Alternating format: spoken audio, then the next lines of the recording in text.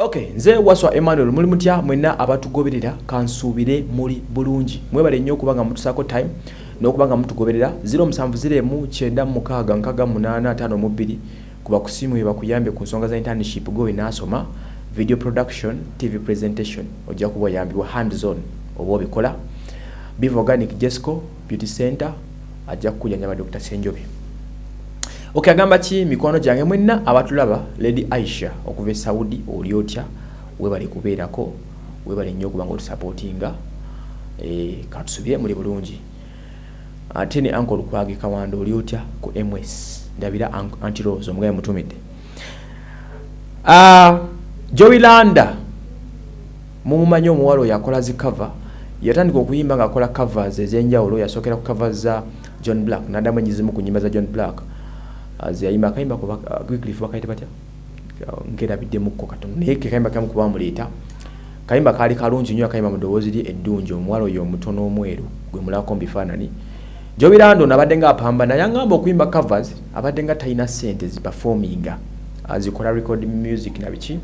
naye nga na talent bwe kusala yimbe covers ezizimuyamba muteeka mbantu ono nno yayambibwako naddako eri juzi nsembo hogerako naye nga ali mikono gya Palaso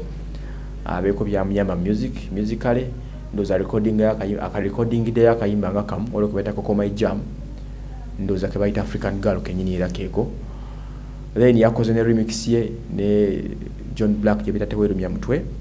ne DJ Shiru yabade nungi but amori agali wage sanyu amalungi omwalo ono yanibanga ajoininga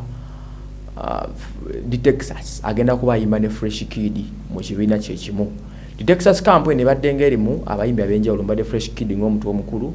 14 ke gwetwawulira nti yavaayo juzi mwabimanya ebyo ne Treza ke gwempulirako ne yavaamu naye bano ba registering omuyimbi omulala of course nabaddeko ne Jowylanda yennyini ne manager Francis naye ne batugomba bagenda mutuwa very soon atuwulire enteekateeka ze nalwaki bamuyingiza mu kibiina naye nga bamusayinize bwe twogerera Jowylanda muyimbi wa Texas management gye bayimbira ne Fresh Kid tumusubira okukola ennyimba nnyingi Jowylanda ono is a promising artist gwolaba mu talent nzomu gwamukiririza I love her music ayimba bulungi abulamu just polishing abadde abulamu sente difference ayinamu ku sente zasobola omuteekamu so we are expecting good results singa banatambulira mu kuba ettuufu ne Francis nakola kyalina okukola nga beeta Fresh Kid namututeerawo ku map nazimba 14 ke namwongerako ettafaali Jowylanda ono can stand out n'abeera omu ku bawala abalungi mu kuyimba wano music industry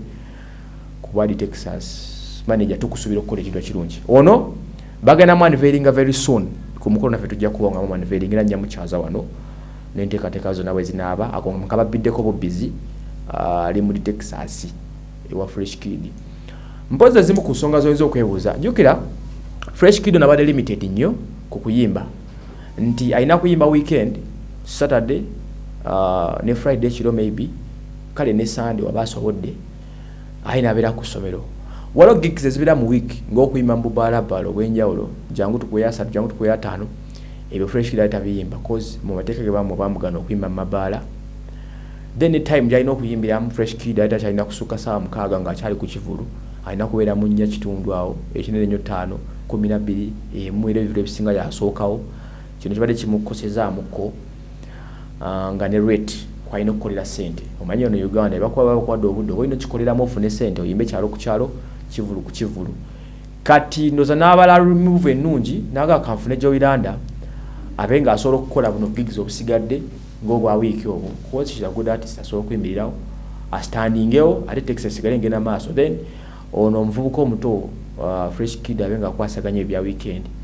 cause mateeka n'obwokozi ebimutambulirako nnyo so yoyo Jowylanda bwe gutero buli ako nga babiddeko nti ali mu Texas ewa manager Francis era yasayiniza eggulo looyo yabaddewo